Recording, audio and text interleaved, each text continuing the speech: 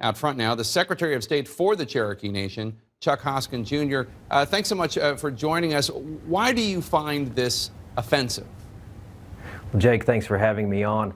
The problem with the DNA test is that it proves nothing of relevance to whether a person is a citizen of an Indian nation, a member of an Indian nation. DNA at best can give you some indicators of some markers that indicate that you're related to somebody who lived long ago that may have lived in North and South America, may have been a native peoples of those continents. It's irrelevant to what it means to be a Native American in this country. That's based on a legal definition. Certainly every tribe has that in common, that we have some legal basis for our citizenship that we determine consistent with federal treaties.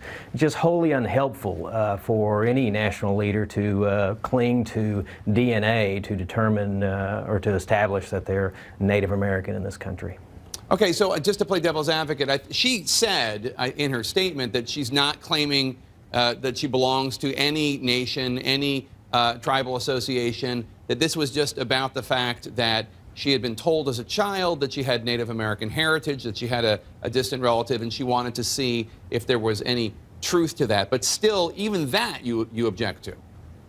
Well, because it really doesn't drill down to the issue of whether a person has Cherokee ancestry, for example, or ancestry of any particular tribe. It's useful to connect yourself with some lineage. It's useful to determine paternity, but it doesn't narrow down the scope of who your ancestors were to any identifiable tribe. And unfortunately, we are sometimes a marginalized people who are not understood by mainstream society. We have trouble sometimes in the courts. We have trouble sometimes in the Congress. We need to be clear about what it means to be a Native American and Indian in this country, and it really comes down to a legal status that we frankly have fought long and hard for, and we're very proud of.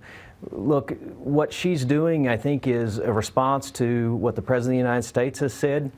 And in Indian country, we're looking at Washington, D.C., and what we want is help, and we want leadership, and it's not particularly helpful to Indian country for this kind of debate to go back and forth. We have a lot of issues. We would rather the President of the United States and Senator Warren focus in on things that affect us: housing and health care, clean water, clean air. There's a lot of issues that we could use their leadership on. We don't think it's particularly useful to have them in a back and forth about DNA test and name calling and that sort of thing. I totally hear you on that. Obviously, the Native American community has a lot of issues that deserve more attention from leaders than whether one senator has that kind of blood, but has any heritage, rather, has any blood from any specific group. But let me ask you a question. You brought up President Trump. I know you're offended by what Senator Warren did and her past claims to heritage. How do you feel about President Trump calling her Pocahontas? Oh, she doesn't deserve it, and I think it's a term that he means in a derisive way, and it's not helpful to the national debate. I mean, Indian country needs leaders in Washington who understand our issues, not who get in a back and forth of name calling. So I don't think the president's particularly helpful in taking those shots at Elizabeth Warren.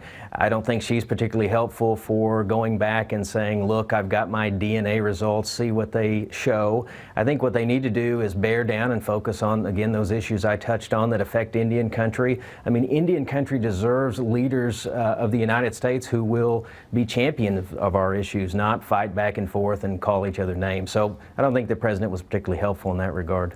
And before you go, this has been a very educating experience for a lot of us who don't know anything about this debate, and maybe Senator Warren is among them. But let me just say, I had no idea that Native Americans got so offended when people talked about whether it's through, Ancestry.com tests, DNA tests, or even just family lore about having Native American history in their family. Why is that offensive? Explain to our viewers, if you would. Well, I certainly don't begrudge any American for having family stories that they share, but when it comes down to claiming that you're a Native American, let's keep in mind the history of Native Americans in this country. a long and very difficult history, at times some very dark chapters, many treaties that were broken, but those treaties and those laws that remain in our own tribal statutes say what it means to be a Native American. We are sovereign nations. We ought to be taken serious in that regard. We ought to be respected in terms of what it means, for example, to be a Cherokee. And so anytime somebody says, I'm Cherokee and I have a family story that can prove it, I've got great respect for family stories, but look, when it comes down to are you a Cherokee citizen, that means something under the laws of this country and the laws of the Cherokee Nation. All right, Chuck Hoskins, thank you so much. Appreciate your time tonight. Thank you, Jake.